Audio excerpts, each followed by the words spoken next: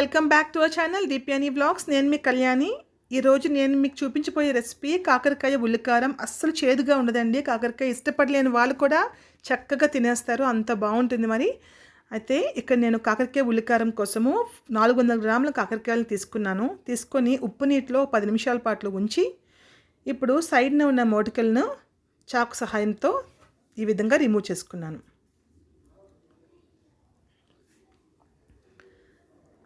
ఇప్పుడు వీటిని ముక్కల కింద కట్ చేసుకోవాలి. 1 ఇంచి మందం కింద ఒక్కొక్క ముక్క ఉండాలి. ఈ విధంగా మందంగా కట్ చేసుకున్న ఈ కాకరకాయ ముక్కల్ని ఒక ప్లేట్లో ఉంచుకోవాలి. ఇప్పుడు లోపల ఉండే సీడ్స్ని చాకు సహాయంతో వీడియోలో చూపించిన విధంగా రిమూవ్ చేసుకోవాలి.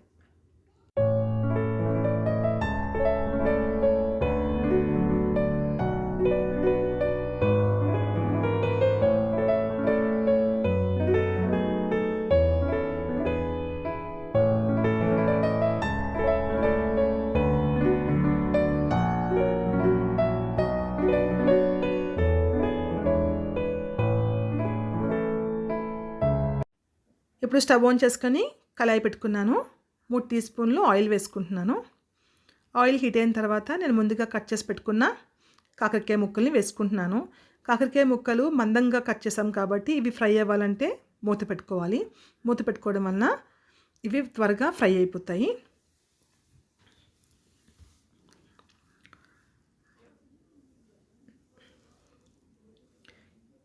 వీటిని మధ్య మధ్యలో కొంచెం కలుపుకుంటూ ఫ్రై చేసుకోవాలి, లేకపోతే మాడిపోతాయి. ఇవి ఫ్రై అయ్యేలోపు మసాలా ప్రిపేర్ చేస్తున్నాను. స్టవ్ ఆన్ చేసుకున్నాను.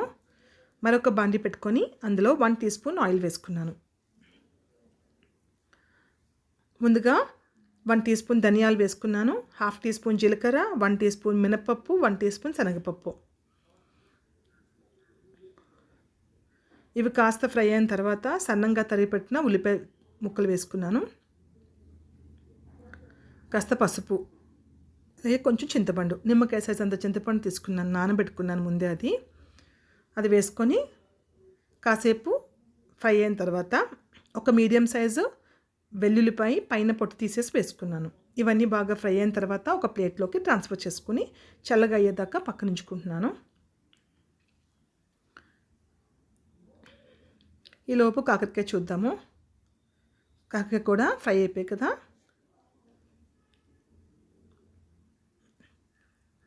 ఇలా ఫ్రై అయిన కాకరకాయ ముక్కల్ని ఒక ప్లేట్లోకి ట్రాన్స్ఫర్ చేసుకుంటున్నాను. వీటిని చల్లారనివ్వాలి.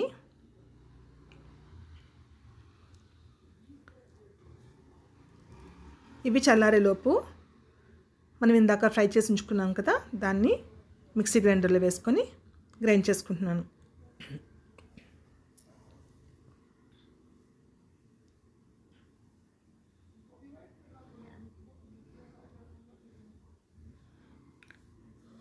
ఇందులోకి టేస్ట్కి సరిపడే ఉప్పు వేసుకున్నాను.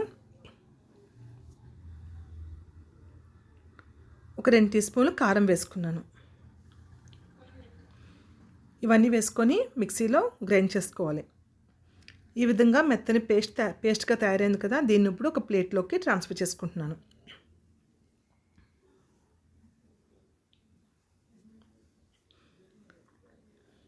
ఈ విధంగా గ్రైండ్ చేసుకున్న ఆ పేస్ట్ని ఇప్పుడు కాకరకాయ ముక్కల్లోకి స్టఫింగ్ చేయాలి.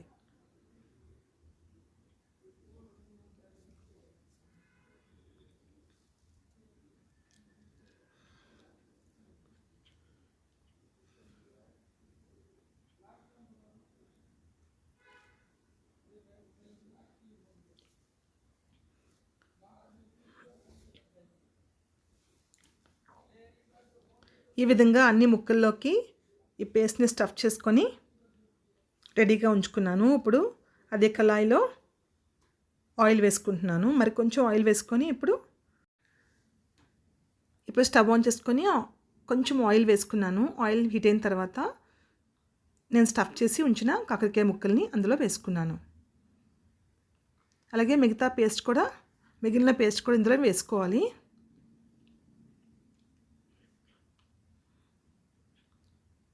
వేసుకొని ఈ మసాలా అంతా కాకరకాయకి బాగా పట్టేలాగా ఫ్రై చేసుకోవాలి.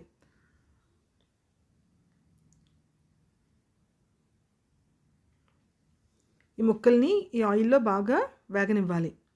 మాడిపోకుండా మధ్య మధ్యలో కలుపుకుంటూ ఫ్రై చేసుకోవాలి.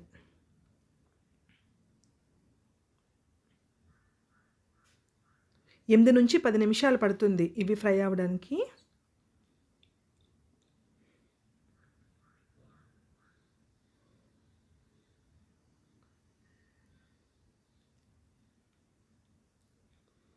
చూసారు కదా, ముక్కకి మసాలా అంతా బాగా పట్టింది. ఎంతో రుచికరమైన కాకరకాయ ఫ్రై అయితే రెడీ అయిపోయింది. దీన్ని ఒక ప్లేట్లో వేసి సర్వ్ చేసుకోండి. మీకు ఈ వీడియో నచ్చితే ప్లీజ్ లైక్ చేయండి. కొత్తగా ఛానల్ చూసేవాళ్ళు ప్లీజ్ ఛానల్ సబ్స్క్రైబ్ చేసుకోండి. Thank you so much for watching our video.